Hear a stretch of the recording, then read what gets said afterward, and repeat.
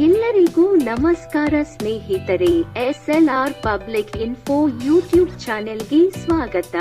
ಕರ್ನಾಟಕದಲ್ಲಿ ಮುಂದಿನ 2 ದಿನಗಳ ಕಾಲ ಗುಡುಗು ಸಹಿತ ಮಳೆಯಾಗಲಿದೆ ಎಂದು ಹವಾಮಾನ ಇಲಾಖೆ ಮುನ್ಸೂಚನೆ ನೀಡಿದೆ.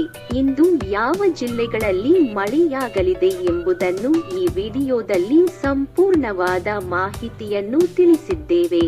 ಹಾಗಾಗಿ ನಿಮ್ಮ ಜಿಲ್ಲೆಯಲ್ಲಿಯೂ ಕೂಡ ಮಳೆ ಆಗಲಿದೆಯಾ ಅಥವಾ ಇಲ್ಲ ಎಂಬುದನ್ನು ಕಮೆಂಟ್ ಬಾಕ್ಸ್ನಲ್ಲಿ ಕಮೆಂಟ್ ಮಾಡಿ ತಿಳಿಸಿ.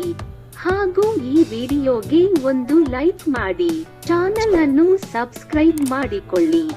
ದಕ್ಷಿಣ ಕನ್ನಡ, ಹಾಸನ, ಕೊಡಗು, ಮೈಸೂರು ಜಿಲ್ಲೆಗಳಲ್ಲಿ ಹೆಚ್ಚು ಮಳೆಯಾಗಲಿದ್ದು ಯೆಲ್ಲೋ ಅಲರ್ಟ್ ಘೋಷಿಸಲಾಗಿದೆ.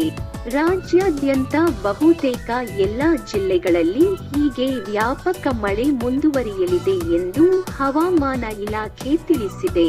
ಹೌದು, ಕರ್ನಾಟಕದ ಬಹುತೇಕ ಕಡೆ ಮೋಡ ಕವಿದ ವಾತಾವರಣವಿರಲಿದ್ದು ಮುಂದಿನ 2 ದಿನ ದಕ್ಷಿಣ ಒಳನಾಡು ಹಾಗೂ ಕರಾವಳಿ ಜಿಲ್ಲೆಗಳಲ್ಲಿ ಮಳೆಯಾಗಲಿದೆ.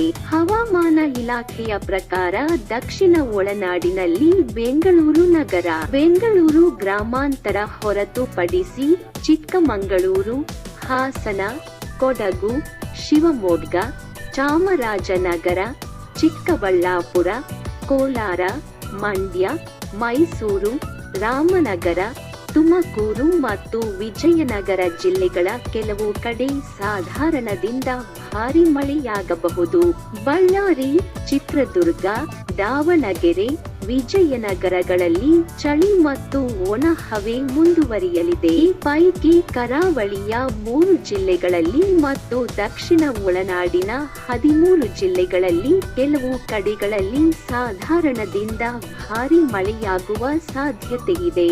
ಇನ್ನು ಉಳಿದ ಜಿಲ್ಲೆಗಳಲ್ಲಿ ಚಳಿ ಮತ್ತು ಒಣ ಹವೆ ಮುಂದುವರಿಯಲಿದೆ ಎಂದು ಭಾರತದ ಹವಾಮಾನ ಇಲಾಖೆಯ ಮಳೆ ಮುನ್ಸೂಚನೆ ವರದಿ ನೀಡಿದೆ. ಇನ್ನು ಉತ್ತರ ಒಳನಾಡಿನ ಜಿಲ್ಲೆಗಳನ್ನು ಗಮನಿಸಿದರೆ ಬೆಳಗಾವಿ, ಧಾರವಾಡ, ಗದಗ ಜಿಲ್ಲೆಗಳಲ್ಲಿ ಅಲ್ಲಲ್ಲಿ ಸಾಧಾರಣ ಮಳೆಯಾಗಬಹುದು.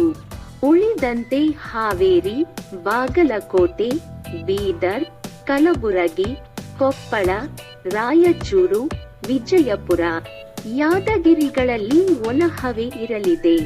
ಕರ್ನಾಟಕ ರಾಜ್ಯ ನೈಸರ್ಗಿಕ ವಿಕೋಪ ಉಸ್ತುವಾರಿ ಕೇಂದ್ರದ ಮಾಹಿತಿ ಪ್ರಕಾರ ಜನವರಿ 14 ರವರೆಗೆ ರಾಜ್ಯದಾದ್ಯಂತ ಚದುರಿದಿಂದ ವ್ಯಾಪಕವಾಗಿ ಸಾಧಾರಣ ಮಳೆಯಾಗುವ ಸಾಧ್ಯತೆಯಿದೆ ಎಂದು ಹೇಳಲಾಗಿದೆ. ಹಾಗಾಗಿ ಆದಷ್ಟು ಈ ಮಾಹಿತಿ, ಈ ವಿಡಿಯೋವನ್ನು ಪ್ರತಿಯೊಬ್ಬರಿಗೂ ವಾಟ್ಸ್ಆಪ್, ಫೇಸ್ಬುಕ್ನಲ್ಲಿ ಶೇರ್ ಮಾಡಿ.